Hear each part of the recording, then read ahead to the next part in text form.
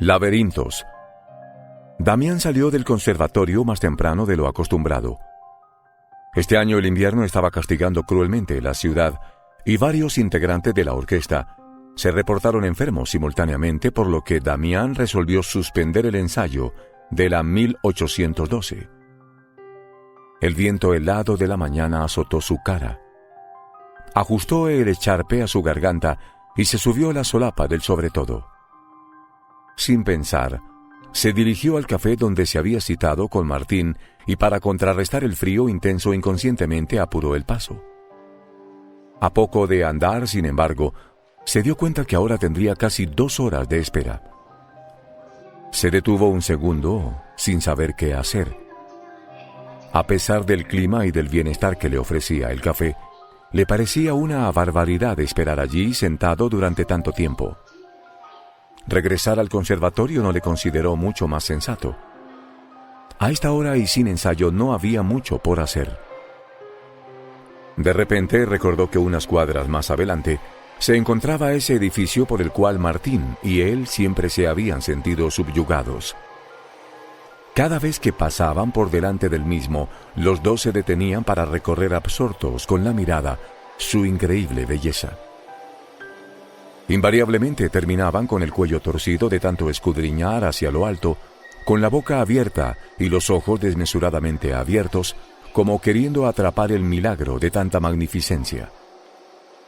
Las formas extravagantes y a la vez intensamente coherentes de sus líneas actuaban como poderoso imán para el espíritu sensible de ambos artistas.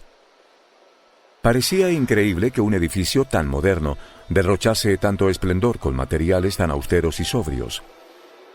Muchas veces se habían prometido dedicar una tarde para entrar y explorarlo a gusto, pero nunca se había dado la oportunidad.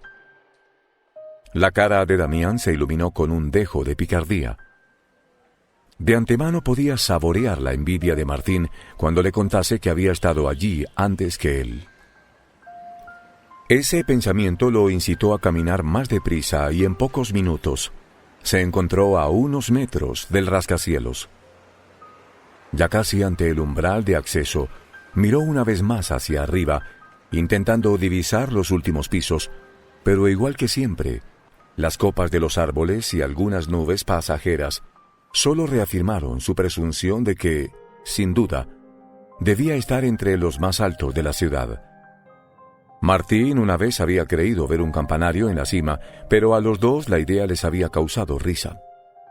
Bueno, hoy finalmente saldría de dudas. Las masivas puertas de cemento patinado, toda una obra de arte en sí mismas, se abrieron automáticamente con delicada e invitante gracia enfrente de Damián, poniendo al descubierto un suntuoso lobby de curiosa forma circular, revestido enteramente en mármol. El lugar era imponente y, al igual que el resto del edificio, combinaba con distinguido refinamiento trazos de diferentes épocas. A todo lo largo de la circunferencia del lobby, exquisitos tapetes persas colgaban de las paredes, intercalados entre una serie de altísimas puertas de cristal tallado. Esos eran los únicos ornamentos del deslumbrante espacio, y Damián debió admitir que acentuaban magníficamente la elegante sofisticación del mismo. El joven recorrió con la mirada el lugar intentando descubrir algo semejante a una recepción, pero no la halló. El lobby parecía encontrarse desierto, así que decidió adentrarse en él en busca de los ascensores. El suelo de mármol llamó su atención. Con un sutil juego de contrastes exhibía el dibujo de un intrincado y a la vez bellísimo laberinto. La hermosura de este lo hizo sentir culpable. Martín hubiera gozado intensamente de semejante espectáculo. Con los ojos cautivos en los dibujos que el piso de mármol iba descubriendo ante sus pies, comenzó a recorrerlo. Al llegar al centro del gigantesco salón, levantó la mirada y muy lentamente giró sobre sí mismo. Con sorpresa vio su imagen reflejada en cada una de las puertas que rodeaban el lobby. Parecían de cristal, pensó Damián. Deben ser espejos. Ante esa visión sobrecogedora, Damián no pudo menos que admirar una vez más la calidad artística de esa obra arquitectónica. Intentó nuevamente divisar algún indicio de conserjería, un puesto de seguridad, un directorio, mas fue en vano. Lo que gana en sentido estético lo pierde en funcionalidad. Continuó su pensamiento Damián. Todo el que entra aquí por primera vez se debe sentir tan perdido como yo. Seguramente la recepción se encuentra del otro lado de una de esas puertas, pero ¿de cuál de ellas? Sin ninguna indicación. ¿Cómo saberlo? Es simplemente ridículo. Sinceramente fastidiado, sintió la inclinación de volver sobre sus pasos e irse del edificio. Pero inmediatamente recordó el frío que le esperaba afuera y el tiempo que debía esperar para encontrarse con Martín. Decidió tentar suerte con la primera puerta de la derecha. Mientras se dirigía a ella, escuchó ruidos que parecían proceder del piso de arriba. Damián se percató que eran los primeros sonidos que había escuchado. Intentó aguzar el oído, pero no pudo discernir qué clase de sonidos habían sido. Podían haber sido tanto voces como música, pero todo volvió a quedar en silencio tan rápido que no le dio tiempo para distinguir a ciencia cierta el origen de los ruidos. Al llegar a la puerta comprobó, desconcertado, que ésta no se abría mecánicamente como la puerta de entrada. Parecía una incongruencia en semejante edificio. Lo más extraño era que tampoco tenía picaporte. Damián comenzó a palpar los bordes de la misma con la esperanza de encontrar un mecanismo oculto que le permitiese abrirla, pero no descubrió nada. Es una puerta falsa, pensó, solo un elemento decorativo. Retrocedió unos pasos de manera de poder ver las puertas adyacentes y advirtió que ninguna de ellas tenía picaportes. Con resolución se dirigió a la segunda puerta y luego a la tercera, con el mismo resultado. No puede ser, se dijo. No todas las puertas pueden ser falsas. Debe haber una indicación en algún lado. Apoyándose en la última puerta con la espalda, Damián se dejó caer con desesperanza hasta quedar sentado de cuclillas. Tomó su cara con las manos y recordó todas las circunstancias en las que había sentido de la misma manera, cuando justo en el momento en que había creído encontrar una salida, se había encontrado en el lugar de partida. Ante él se abría imponente el inmenso foyer.